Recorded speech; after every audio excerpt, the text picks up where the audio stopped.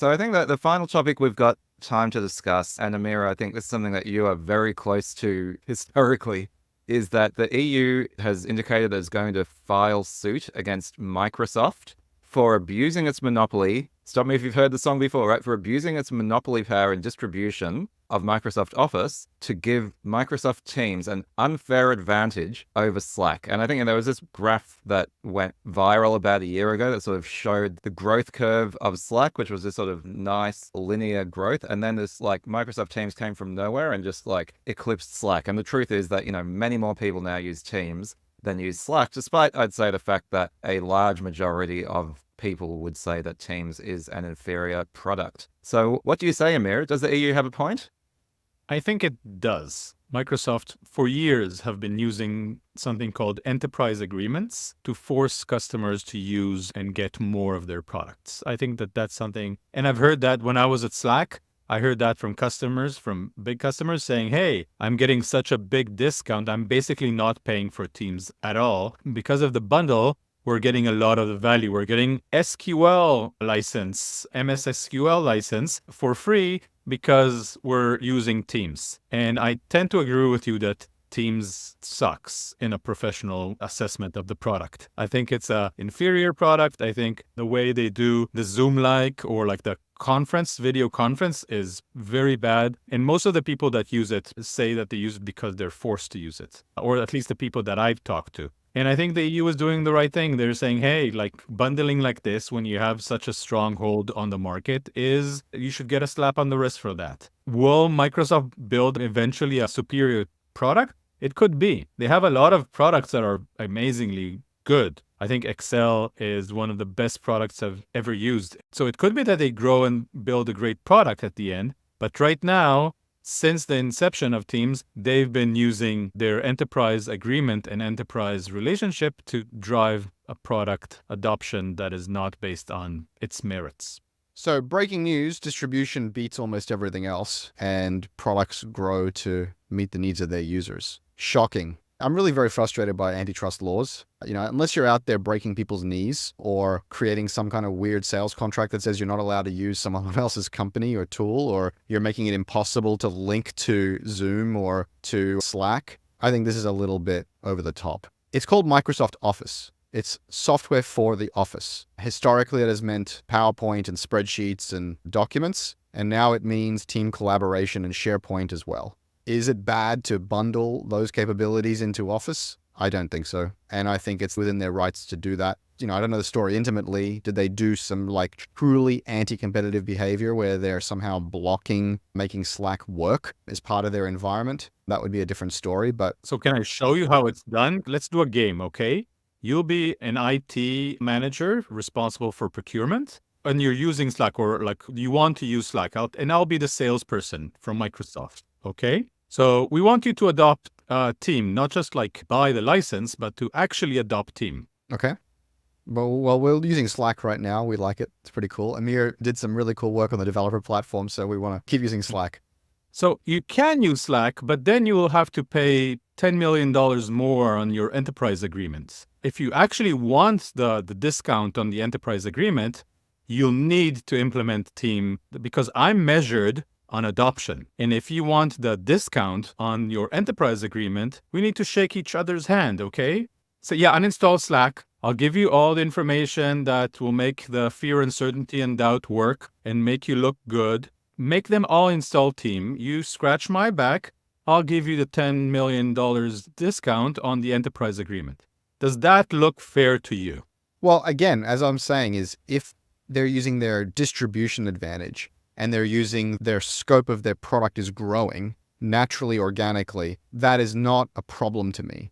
If they're in there saying, hey, scratch my back and scratch yours, and if you actually use Teams, I will reduce your bill by $10 million, like that's crossing that line that I was describing, which is moving from a distribution advantage to really like kind of blackmail and inducement, right? And so, yes, that's not okay. If that's the behavior the EU is railing against, then that's fair, legitimate, and concerning. That's not what I'm seeing in the news. When I see these headlines and they go, well, you bundled Teams for free or nearly free as part of your suite, I'm like, yeah, every SaaS company in the world is adding features to the pricing tier that you're already subscribed to. That's par for the course. And the only difference is in scale versus in substance, right?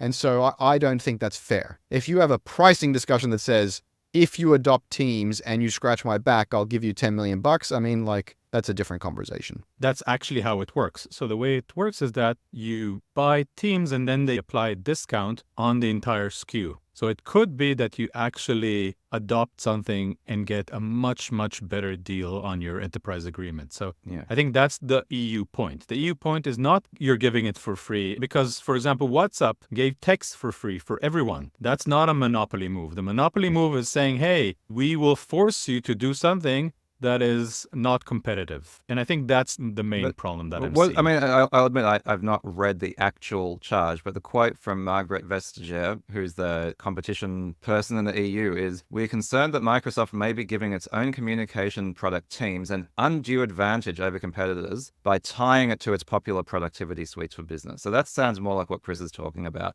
Like, I think Yeah, that's true. if they've caught Microsoft out basically bribing companies to abandon Slack, then I think that's different from bundling. So if they own the distribution and there's a link to an email saying start a conference, and that link could only be Teams, that's another way of forcing the customer to actually make a call, right? Because, for example, in Google Calendar, you have the ability to add a Meet, but you can also integrate into Zoom. So my question to you both is like, if the UI is forcing the customer to use Teams, is that cool or not? Well, I mean, forcing is an interesting question, but I think integrating is something else, right? And like, I look at this from the point of view of the customers. Integrated bundles are fantastic because everything works together. You only have one account manager, one person to deal with. It's integrated. It is a much nicer experience. And so if you're an established business and you're trying to grow the utility of your product, then yeah, you're going to do this. And is it anti-competitive? You know, it's funny. One of the sponsors of this show is Rippling, which is a startup that I love because their contrarian view is, we're going to build this bundle from the beginning. So you can't accuse us of being anti-competitive because we're building everything from the beginning, which is obviously expensive. But, you know, the reason we were keen to have them on as a sponsor is like, this makes a lot of sense. I've felt the pain of a lack of integration between all these tools. I want one vendor to give me all the stuff. I want it to all work together. I want one account manager. I want one invoice. That is great for me. By the way, rippling.com/TSP for your first 3 months free. But seriously, like, this is like a secular trend, right? This is something that customers want. So Microsoft is giving the customers something that they want. And yes, it forces competitors out. Again, like nearly going back to our DEI conversation, I don't think there's like a simple one side or the other. There's a nuance and a trade-off here. But I'm like, yeah, having a bunch of like 8 out of 10 products that all work really well together, to me, is a better experience than a bunch of 10 out of 10 products that are sitting in silos. I agree, but I think people should have a choice to choose between those two. I agree with that too. Yeah, I just really struggle with calling out a company for doing something that everybody else is doing or would do in their position. It just seems so hypocritical. And it seems also like, you know, in Australia, there's this term tall poppy syndrome, where, you know, you want to cut down the tall poppies because they're standing out. If I was the product manager at a suite of products called Office, and I was building a document product and a slideshow product and a spreadsheet product, and I noticed that people seem to really like to chat about these documents, I would bloody well build a chat product, and I would bloody well link to it from all the other products. That's not anti-competitive, that's product management.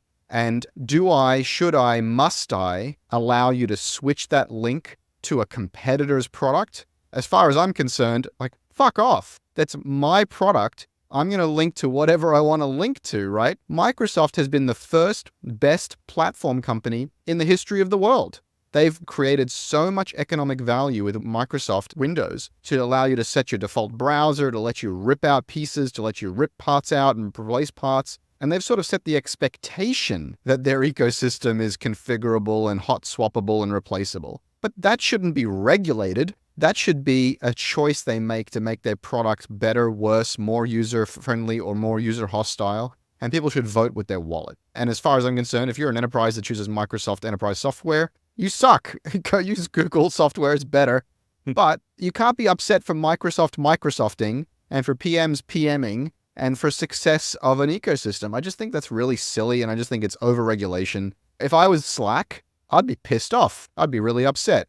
But I'd have to understand, like, that's capitalism, unless, and of course, they're, doing all this crazy underhanded discounting and So stuff. I also used to work at Microsoft. I worked at Microsoft even twice. That's the company that I worked for the most times. And I think Microsoft showed the world what good looks like in terms of like interoperability. They Right. were across all the machines. You were able to plug and play and configure every nook and cranny. And I think here, if it's true, they did the wrong thing. And I think the regulator... Yeah, but they got raked over the coals for it, Amir, right? Microsoft was the most open platform while Steve Jobs and Apple were trying to lock everything down, and they still got pulled into antitrust and still got screwed around. And if you believe Bill Gates, were forced to miss the mobile and internet revolutions. I just think Microsoft was the big bad evil for a long time, and in many ways rightly so, but in also many ways, like, they set a bar for themselves that everybody then goes, well, hang on, why don't you be even more open? It's like, how I much more agree. open do you want us to be? My closing remarks here are, I think that openness is much, much better than not openness. And I think if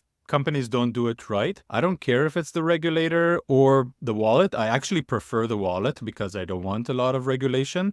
But I think openness is much, much more preferred for the customer to be regulated. So in a Tesla, you can't have Apple CarPlay and you can't have Android Play. And I think that sucks. Is it the regulator to solve this, or is this the wallet to solve this? I don't really care. I just want it to be open and integrated. I don't like that either, which is why I don't buy a Tesla. I'm going to buy a Porsche, right? I mean, a Taycan if I want an electric car. So, like, I'm just going to choose who I go to, who I work with. My background is open standards, open protocols, open APIs. I'm all about the open ecosystem because I believe that's better for the user. I believe that's better for my company. I believe that's better for my platform. But it's none of the regulator's job to tell me I have to do that. That feels like not open. That feels like actually that is a closed government system mandating open private enterprise. And that feels like, get the hell out of here. That's such hypocritical nonsense. Yeah, I tend to agree that the government should keep to governing other things. All right, guys, those are our thoughts. I think depends on where you land on capitalism and competition. What do you think? Join us in the comments. Do you think the EU is being heavy-handed and is really just punishing Microsoft for doing what companies do? Or do you think that Microsoft is the big evil corporation that's taking food out of startup founders' mouths? Let us know what you think down in the comments.